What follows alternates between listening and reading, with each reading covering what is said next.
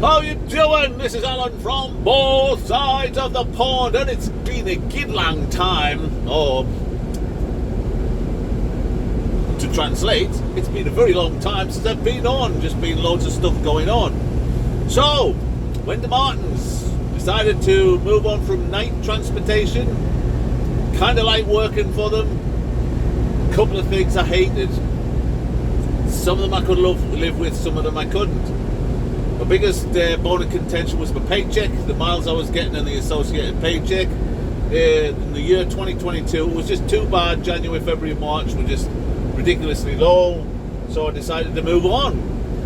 And as far as that's concerned, I'm so glad I did, because my wage has increased significantly working for Marten Transport. You got no idea. You got no idea.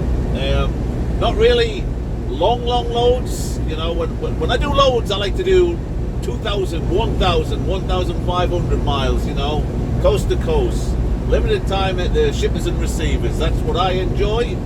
But sadly, that just hasn't been the case with Marten. But my paycheck is good. It's very good, even for short runs. I even had a 45-mile run the other day, Lake City to Gainesville in Florida. And actually, it was 10 hours to load and unload for a 45-mile run. However, Martin's pay immediate detention, which means the second you arrive at the shippers, you get paid detention. So it takes away this you sitting about and not earning money. You go into a shippers, you get paid, which is great. And none of these fake bonuses like the safety bonus where I could never achieve it because I got dinged for other people cutting me up. And so, yeah, the wage is great. I've got to say, Martin's, I'm very impressed with my paycheck so far. They have been very, very, very welcome. So there's that. And I got an APU now. An auxiliary power unit is on my truck.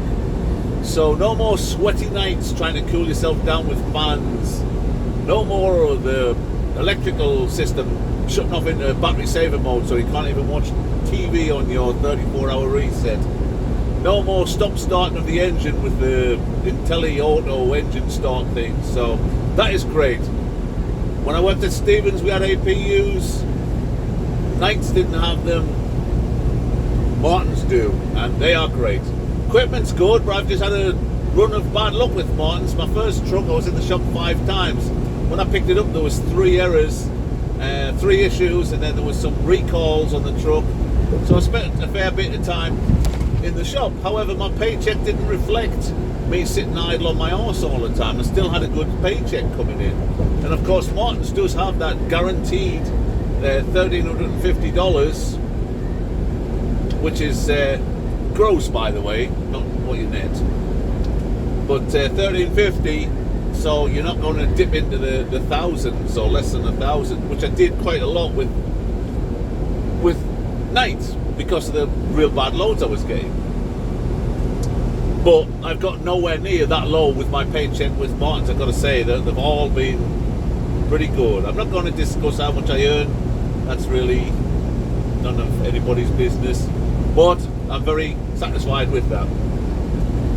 So anyway, the first truck I had, which was a lovely dark blue one with the lighter blue stripes, that one, it unfortunately went into the shop with a radar issue, and the parts are on back order, so I've been waiting weeks and weeks. So they flew me over to Pittsburgh to pick this truck up. It's another Freightliner. I have asked that I be driving Freightliners because of the setup, particularly being able to put a full-size fridge in the back behind. You know, there is a dedicated spot with the Peterbilts or with the T680. You'd have to put in the top bunk, which works as well. I did that before on my last Kenworth, on my previous to last, because my last Kenworth was with Knights and they come with refrigerators built in. But it works, but it's kind of awkward. So I much prefer having that full-size refrigerator behind the passenger seat. So they've obliged and they've accommodated me, so I'm really pleased with that. So my second truck, I do have an issue on this one as well, and I will state that one, Martins have good machinery, from where I found, they're all newer trucks. There's no real old clunkers there, and they have a great service plan. And if you follow it, it works well. Unfortunately, I think that the drivers of the previous two trucks I've had, this one and the one before, just haven't been keeping up with things when they're going wrong. For instance, I know that for a fact with this because I took it in the shop today, this one, and they had a look at the APU, and they says, oh, you were very wise to turn the water off because you got a water leak on the APU. But the thing is, I didn't turn the water off. So obviously, the person who had it before me did and didn't report it. So that's just, rather than sit in a shop and lose a few dollars, which, by the way, the breakdown pay is very generous as well at Marten. But rather than get it fixed, he just turned it off. And this truck, I believe, was on a dedicated Walmart account. He was probably home every night. Certainly didn't need air conditioning. It was based in Ohio. They're running around that area. So air conditioning would not have been needed over the last 6 months. Heater works fine. I'm sure you would have gotten that fixed. But, so, I mean, that's the kind of shit you have to deal with as a truck driver, when you're using shared equipment or you're swapping equipment and people are just not looking after it. Anybody will tell you who do regular dropping hooks about some of the shitty trailers that people will leave for you. Bald tyres and missing mud flaps and burst airbags, that kind of thing. And they just, rather than get them fixed themselves, they just drop it off and leave it for the next guy. So I think that's my issues right now. But as I say, even though I spend a lot of time in the shop, my paychecks don't really reflect that. I'm getting compensated very well. So really happy. And I'm really happy to be accommodated with my Freightliners. Because I like the Freightliners. And of all the ones I've driven, Freightliner works best for me. So anyway, I was in the Atlanta terminal last night. This is Easter weekend, so we only had one mechanic to look at my APU and fix it, and I could have been there all day. So I've decided to go down to the Tampa terminal. I can get all my equipment from home that needs to go in this truck to make it comfortable, and then deliver this load tomorrow, and then hopefully get this APU fixed. And then if I get it fixed, then things will be smooth. Just a few teething problems, but it is a decent truck. It's nice and clean on the inside. It's in good condition on the outside. I'm quite pleased with it. The only problem was, and if you're a non-smoker, you're going to come across this unless you get a brand new truck. There's a good chance when you inherit a truck, it's going to be from a smoker, and this one was. So I've got odor neutralizers, stuff like that. So I'm working on it, and I've got a brand new mattress there. I had to use the old mattress for a short while until I could get her a decent terminal, and it was kind of manky, but they did give me a slip cover to put over it. But they gave me a brand new one today, and that's another thing as well. I've got to really give a big thumbs up for Marten Transport. Is their mattresses they supply with the trucks are far superior to anything I got from Knight or from Stevens. They were so uncomfortable, and I used to have to put I bought a 4-inch foam topper to go on the top of them to reach a level of comfort so I could sleep on a night time. Because sleep is probably the most important thing as far as safety is concerned. If you don't sleep properly, you can make a lot of mistakes when you're tired. It's very difficult to drive in a straight line. You see people who are tired, they're bouncing from the dotted line to the solid white to the dotted line, they're all over the road, and you make mistakes. And if you fall asleep, you can kill somebody.